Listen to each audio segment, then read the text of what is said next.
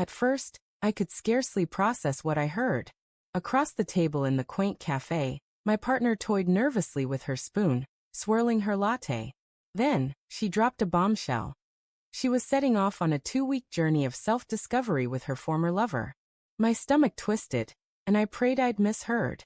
But her earnest eyes confirmed it was true. She softened the news with phrases like, "It's not what you're thinking, and I need to understand myself better."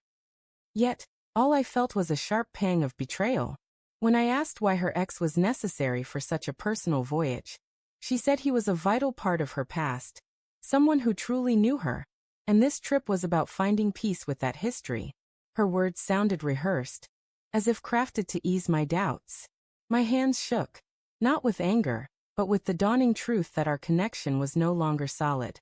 The following days were heavy with tension. I didn't beg her to stay. I believed that if her feelings for me were real, she wouldn't even consider leaving. Still, suspicions ate at me, casting doubt on her intentions. Her smiles seemed forced, her hugs lacked their usual warmth, and her phone was never far from her side. Late at night, I noticed her giggling at messages, and though she claimed they weren't from him, my gut told me otherwise. On the morning she left, I stood by the door as she pulled her suitcase out. She gave me a quick peck on the cheek, more like a gesture to a roommate than a lover, and said softly, "I'll be back before you know it." Watching her leave felt like seeing the final chapter of a book I wasn't ready to close. My heart ached, but I resolved not to contact her while she was gone. If she truly valued me, she'd reach out. The first few days passed in complete silence. No morning texts, no words of affection, not even a photo of her travels. Meanwhile, I tortured myself by checking her social media, where she posted nothing. But her ex was active, sharing pictures of breathtaking hikes, vibrant sunsets, and cozy dinners. Images where she wasn't visible, yet I felt her presence. The absence of communication between us was louder than any explanation she could give. A week into her trip, she sent a short, distant message. "Hope you're doing all right." I stared at it for what seemed like forever before replying. "Hope you're finding what you're looking for." It felt like trading words with a stranger, not the person I'd dreamed of a future with. The distance between us had grown far beyond physical. It was deep, emotional, and possibly permanent. My friends encouraged me to accept the reality, saying someone who truly loved me wouldn't need 2 weeks with an ex to figure out their life. Yet a stubborn spark of hope lingered, believing she'd come back certain of her choice in me. I hated that glimmer of optimism, but I couldn't snuff it out. Love has a way of humbling even the strongest hearts, and mine was no exception. On the 12th day, a photo crushed my hopes.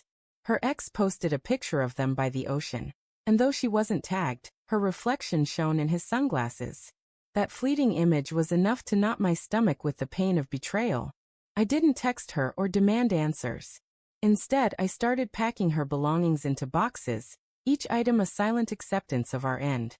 When she returned, dragging her suitcase through the door, she acted as if everything was the same.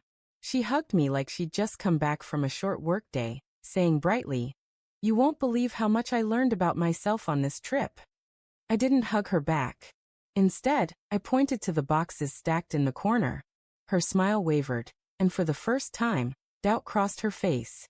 She fumbled through excuses, claiming the trip was purely for self-reflection, that nothing romantic occurred, that she was only searching for her true self. But the weeks of silence, the vague photos, and her clear happiness in his company told a different tale.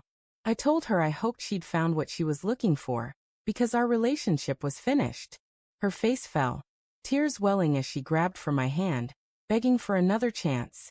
I stepped away, no longer driven by anger, but by a firm decision. Sometimes love doesn't end in a storm of rage, but in a quiet acceptance of truth. I had made peace with her absence long before she realized it. That night, she left, crying and pleading, but I didn't chase her. Alone in the quiet of my apartment, I felt an unexpected calm. The hurt was sharp, but it brought a sense of freedom.